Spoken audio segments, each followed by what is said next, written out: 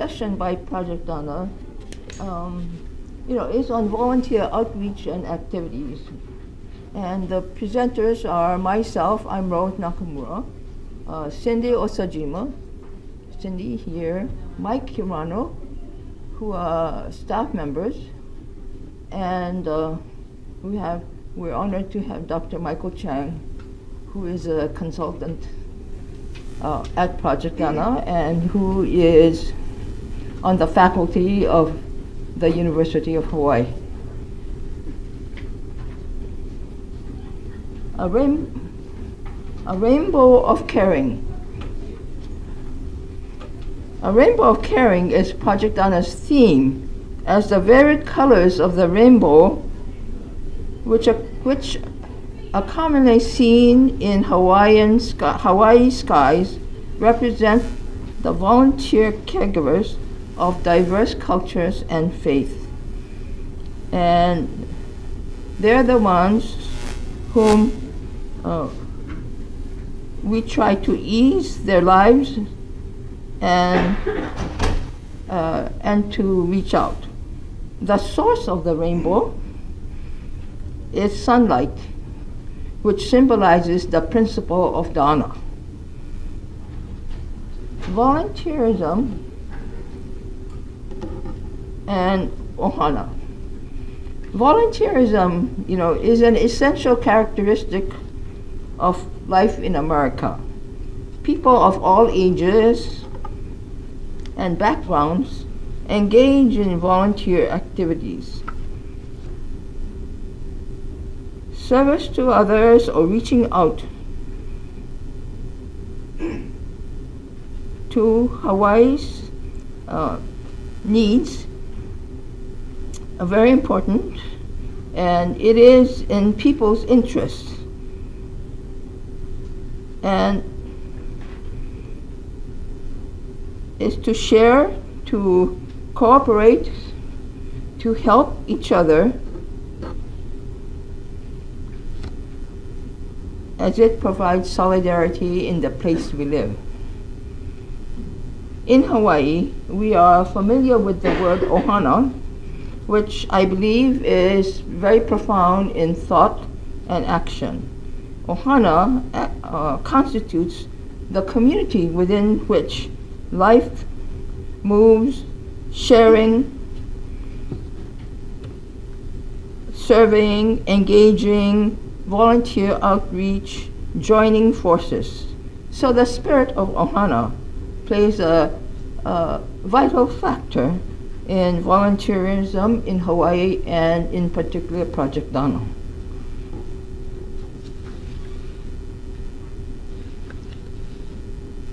Project Dana is a nonprofit and interfaith volunteer caregivers program which started in 1989, and idea was gotten from a national organization. So today, this national organization, although the name has changed several times, is the National Volunteer Caregiving Network Program. Throughout the nation, I believe there are about 500 interfaith volunteer caregivers programs. In Hawaii, there are two. One on Maui, and the other one is Project Dana.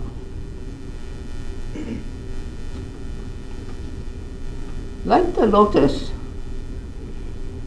we too, rise from the darkness of ignorance and self-centeredness to the pure beauty, light, and warmth of compassion selflessly extended to others. So in very ancient times in Egypt and throughout Asia and Pacific, the lotus has for millennia been revered as the source of energy and the warmth that is compassion. Dana, this word dana, is a Sanskrit word meaning selfless giving, to extend compassion and love to all. The mission of The project is to provide a variety of support services through a corps of trained volunteers guided by the principle of dana, which combines selfless giving and compassion in contributing towards the well-being of the frail elders, disabled persons, and family caregivers. Now, at this time, we'll have Cindy talk about training and Project Dana's outreach. Thank you.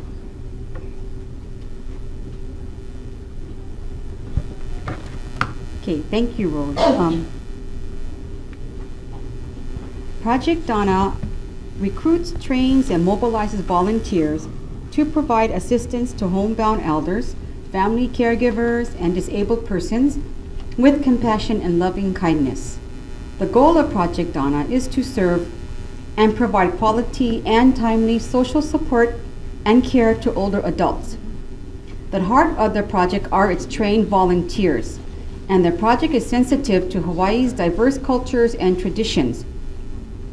The volunteer base includes students up to 18 years of age, community college and university students, working professional, and many retirees. And the volunteers are referred by current volunteers through presentations at places like this, community fairs, conferences, through the news media such as newspaper, radio, and television. Initial training and education is offered in a 2-hour orientation with a volunteer training manual, which I have a copy right here, and you're welcome to come look at it later on. And that provides guidelines to working with the frail elderly and their family or caregivers.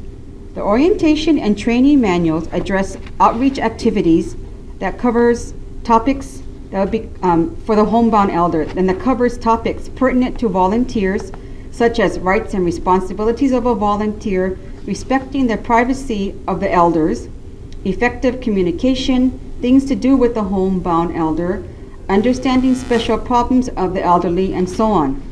For example, in this booklet, there are 2 pages full of information, suggestions on things to do with the homebound elder. It's not difficult, but really good things to do with them. So you're welcome to look at this book later on. If you allow me to share a story of a volunteer. A very close buddy of mine for nearly 60 years suffered his first stroke about 2 years ago. Then a few months ago, he suffered a second stroke and now has difficulty standing up and not able to use his walker. It was after his second stroke I became his Project Dana volunteer. I visit him on a weekly basis to continue to cheer him up, encouraging him to exercise and provide some relief to his wife. For his speech therapy, I try to get him to sing some old nostalgic songs, swing his arms in rhythm, and laugh as we reminisce about our good old college days. I feel so grateful that I am able to provide some assistance and entertainment to my buddy, who is in need. But I am even more grateful and humbled to realize how lucky I am to be well and able to do what I can do.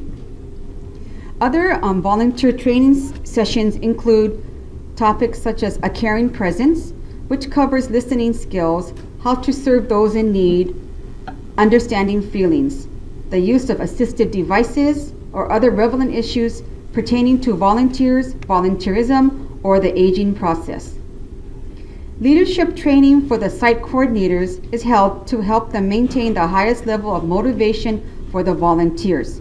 Some topics include communication skills, volunteer recruitment, and retention and record keeping. This slide shows just briefly Project Dana and how we process intake or referral. And we work with many different case management agencies. People ask us, where do we get our referrals from? Case management agencies, doctors, families themselves, elders. There's many sources that we network with. And then when we do get a referral, an assessment is done by the volunteer to match up the volunteer, an appropriate volunteer, with the elder and their request. And then we also provide information and referral for other needs. Program activities provided by Project Donna fill the social service gaps and serve as a referral and linkage agency to ensure a continuum of services to the older adults.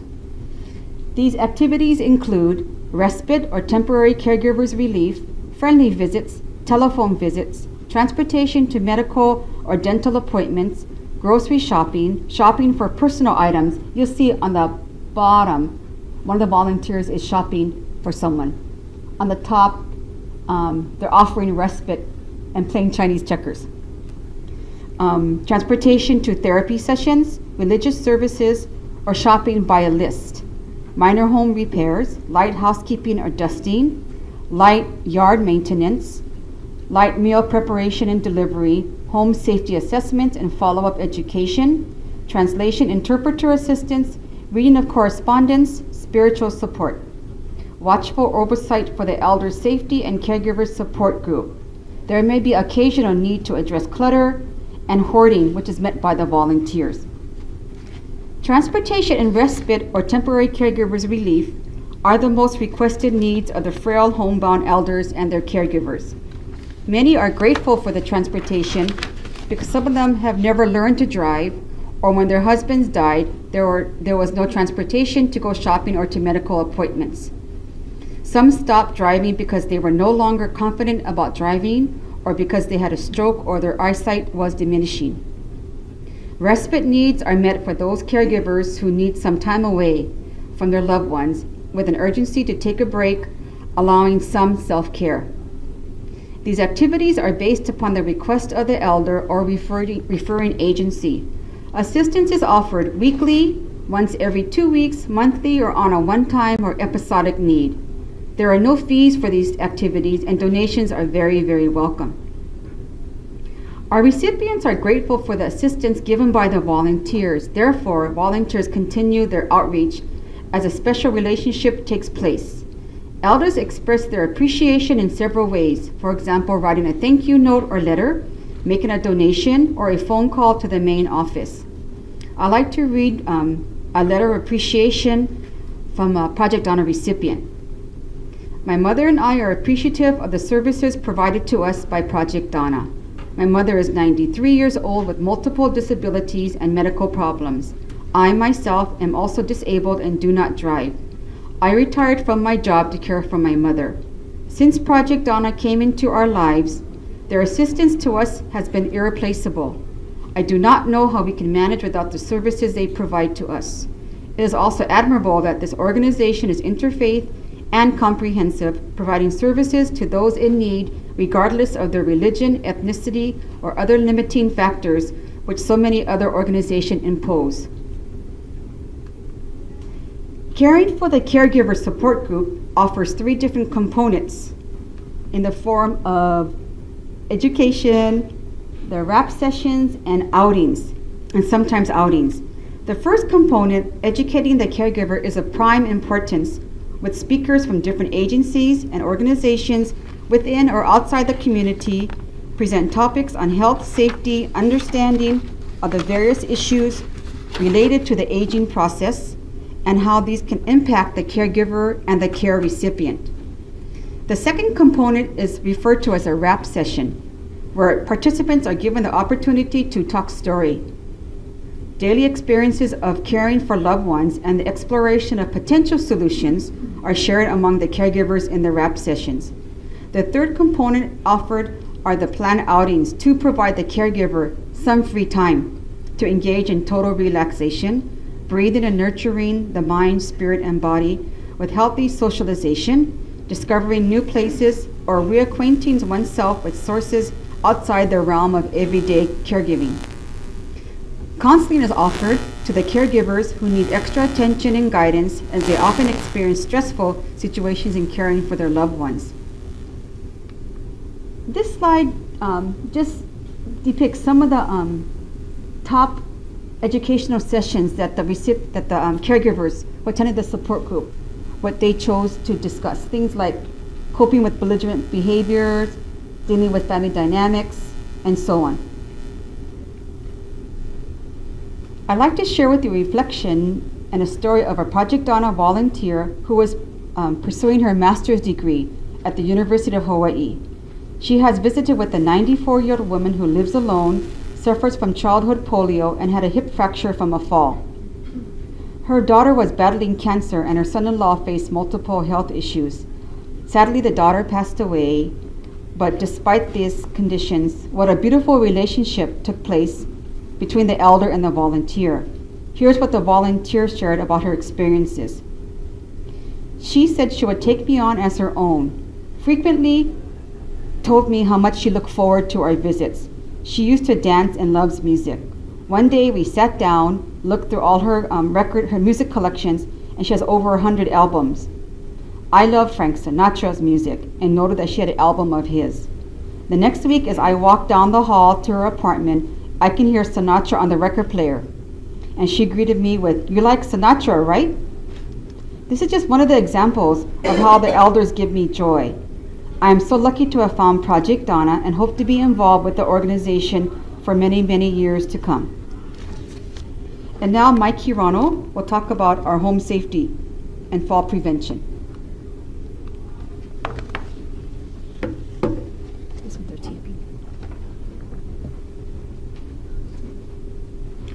Good afternoon. My name is Mike Hirano, and I'm the Home Safety Fall Prevention Coordinator for Project Donna. Fall prevention is something that's very important to us. Besides caring for our elders, we want to be sure that we try to help them keep safe and keep healthy. And one of the key things is to pay attention to things that can cause a fall to happen. 1/3 of adults 65 years of age and older will fall every year.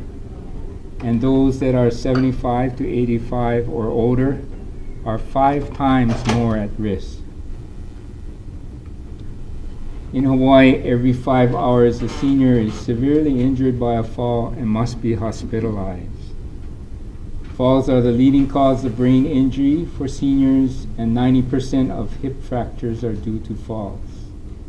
In Hawaii, the cost of emergency room, hospitalization, and care home charges due to falls total $143.8 million a year. This is $393,000 a day. So it's a significant amount of problems that not only can lead to problems in your pocketbook, but also problems on how you will live the rest of your life. Good news, 30 to 40% of falls are preventable. And a lot of it is simple things that you are aware of, or things that you can do to make yourself safer in your own home. Here's a solution. We offer a free home safety assessment for fall prevention. We come out to your home. We talk to you about fall safety and how you can prevent falls, make you more aware of it.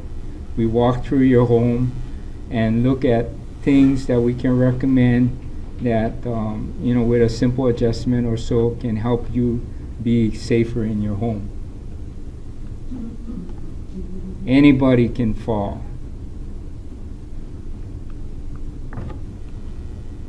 Be safe, prevent falls. Exercise. Everybody can exercise. You don't have to go out and run a marathon. All you need to do is do something to keep active. Even stretching and walking a little bit here and there can start you on your way. Start slow, do a little bit more when you feel you're able to, and you can have a healthy exercise program for yourself. Nowadays, there are a lot of programs too that are geared to seniors, where exercise programs can be accomplished even by those who are in a wheelchair, for instance. Okay, watch those meds. As we get older, a lot of seniors have a lot of medication, prescribed drugs. That can also cause a fall from happening. Bad combinations, even combinations with things like over-the-counter drugs or herbal medications can make you dizzy, sleepy, nauseated, and cause you to fall. Hydrate. It's very important to drink enough liquids. Your body is 70% made out of liquid. And if you don't replenish the liquids that you lose each day, you can get dizzy and you can fall, you dehydrate, and that can cause a fall from happening. I know as we get older, the problems of drinking water or drinking enough liquids is a problem because we don't want to go to the bathroom. We'll go to the bathroom enough already, and it becomes a problem. But it's very important that since we got to go to the bathroom anyway, we might as well make sure that we rehydrate ourselves. Okay, if you have a problem, a good solution is to make it a habit. Start off each day with a couple cups of water, and throughout the day make sure that you drink enough water so that by dinner time you don't have to drink any in the evening, and then at least you don't have to get up and go to the bathroom. Check your vision and improve the lighting in your house. It's important that we can see our way around. If we can't see well, then we can fall very easily. And by the way, if you can see that eye chart perfectly, then you need to go to your eye doctor and get your vision checked. Okay, lighting is important. There are, even during the day, darkened areas in your home. You want to be sure that you use lights appropriately so you can see your way around. During the night, make sure if you get up in the middle of the night and go to the bathroom that you use some lights or night lights or something so you can see your way properly. Too often we think, I can get to the bathroom without turning on the lights.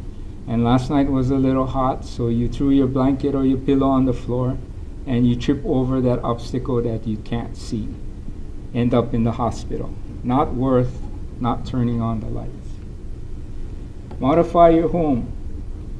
Clear your pathways and make sure your home is free of hazards to reduce your risk of falling. Many things can be done in your home to make sure that you're safer. Use assisted devices like grab bars, toilet safety rails, and things like that to help you throughout the home. And just make sure that you get rid of your clutters, especially those that are in your pathways. So be safe. Call me for a free home safety assessment. We come out to your house, and like I said, and assess some of the things that you might do and give you recommendations so that you can be safer. Thank you.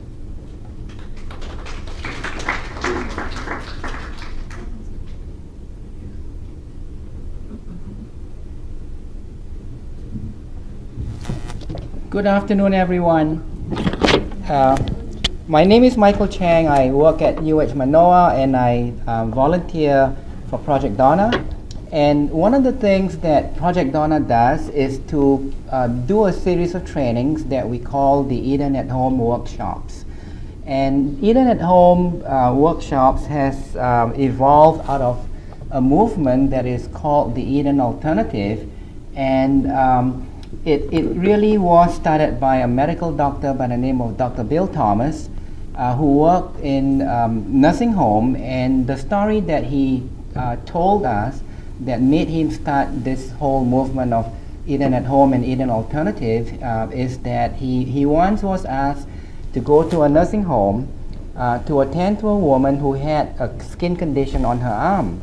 So she met with this doctor. He looked at what she had on her arm, and then he said to himself, it's a simple skin condition. It can be dealt with a simple dermal cream. And he prescribed that cream, and just as he was about to walk away, this old woman grabbed him by his arm, looked at him in the eye, and he said, "Doctor, besides this dermal cream that you have to prescribe for my arm, do you have anything you can prescribe, a pill or something you can give that deals with loneliness?" And he was very astounded because he had no answer to a question like that. So he went home, looked at his medical journals and all the training that he did, and realized that despite how medical treatment and technology has advanced over the years, we don't know how to do those things. So what he did was he went home and eventually decided that the old way of doing care for older people in nursing homes, which is a lot of what we do even today, doesn't really work because medical treatment is not necessarily care. Caring for someone is much more than just giving medical treatment, because caring for someone involves tending to the spiritual needs, the emotional needs, and the whole person is not just that I'm changing the dressing on your wound.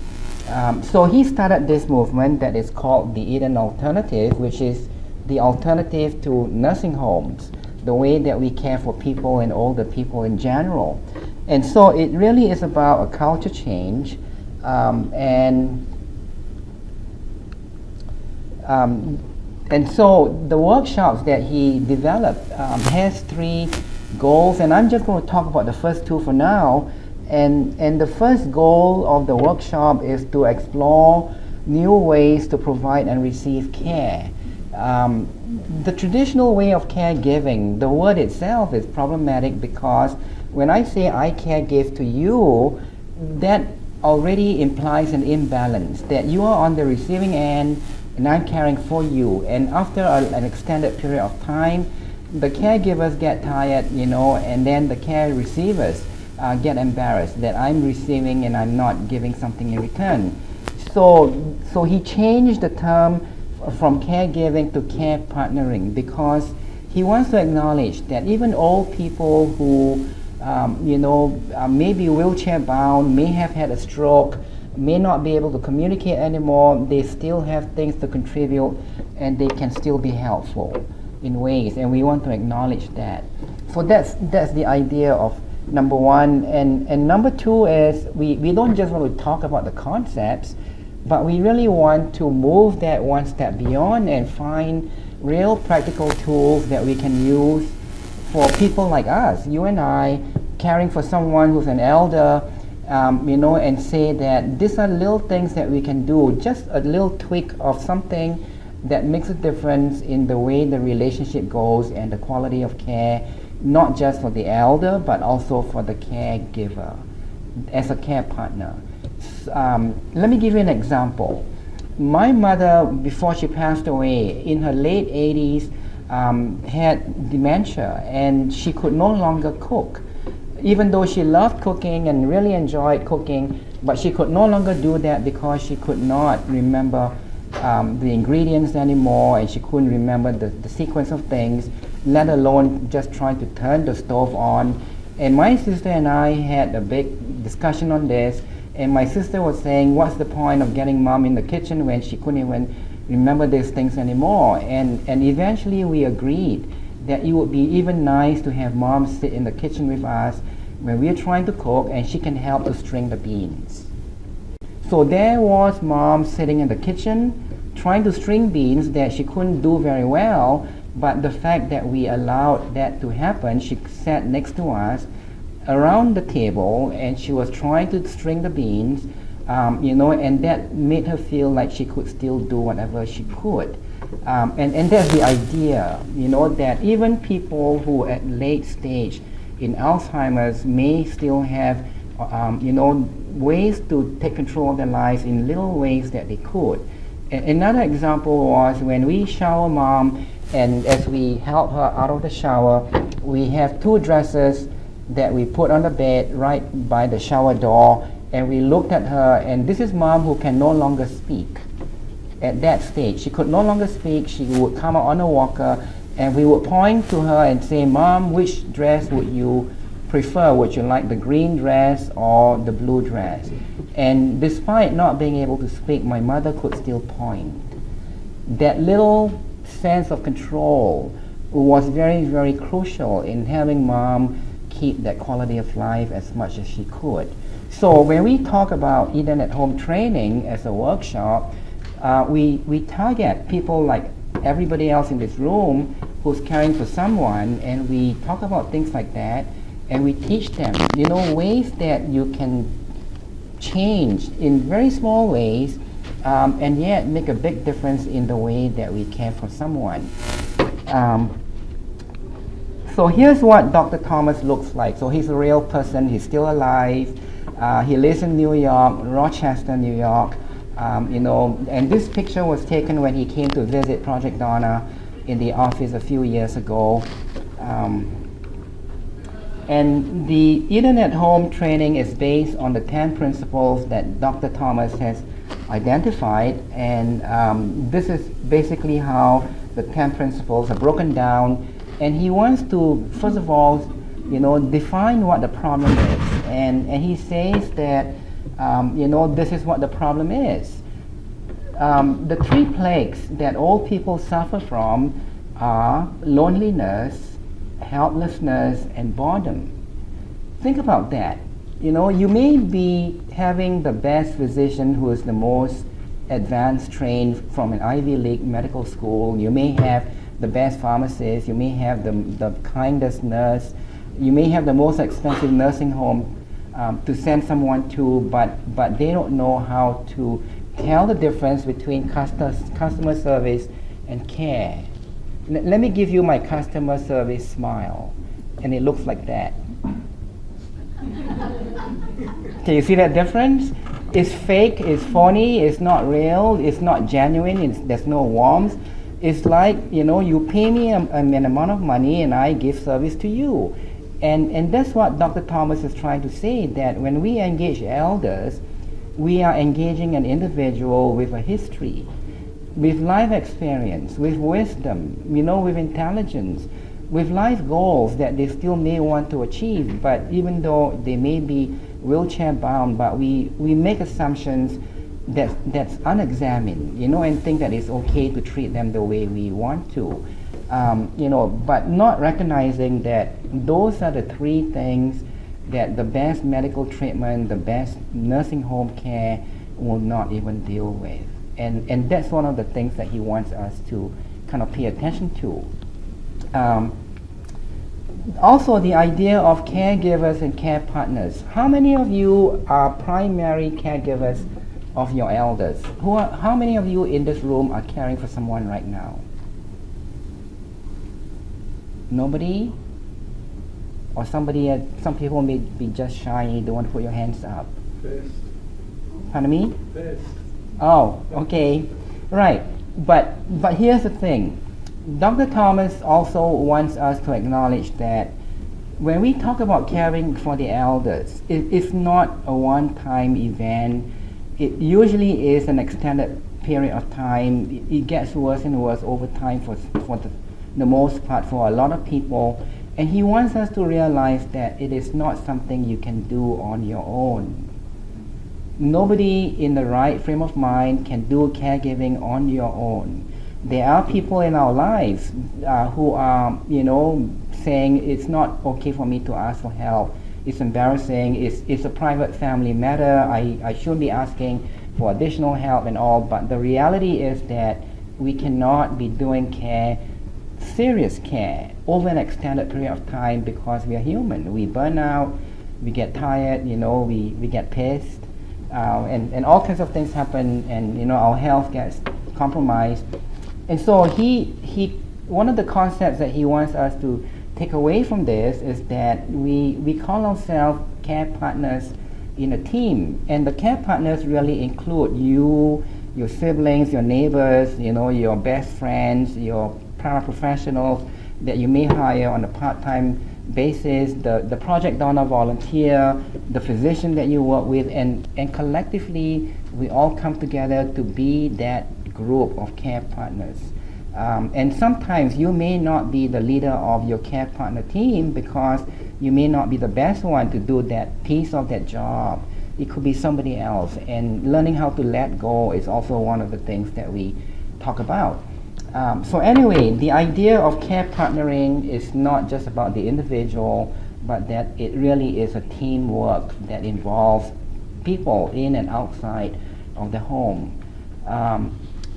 So here's the other thing I talked about, the difference between care and treatment. And medical treatment is really not everything. It only is part of genuine care.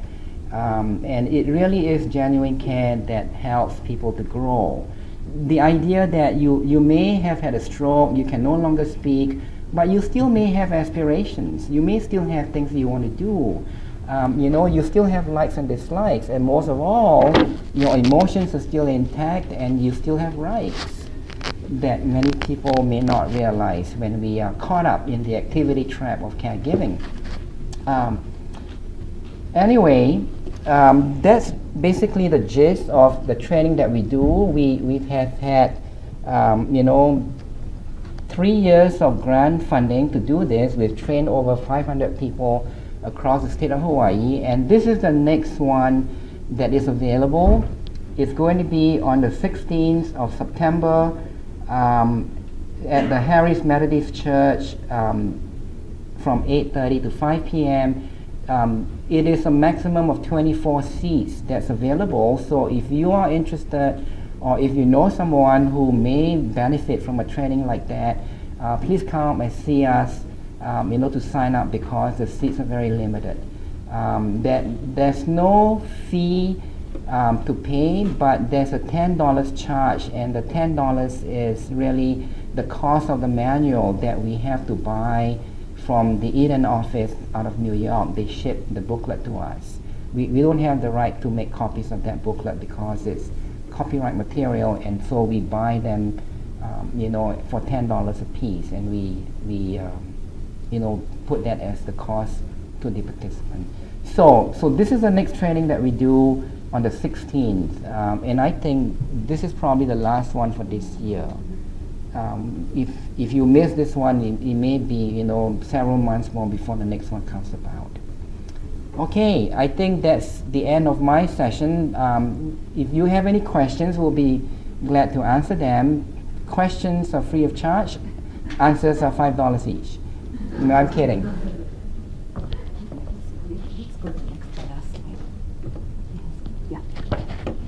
This is how you can get hold of Project Donna. If you need a volunteer to help an elder that you are caring for, that's a number you can call. And then we can arrange to do an initial phone intake, and then Cindy or somebody in the office would do a follow-up. Questions?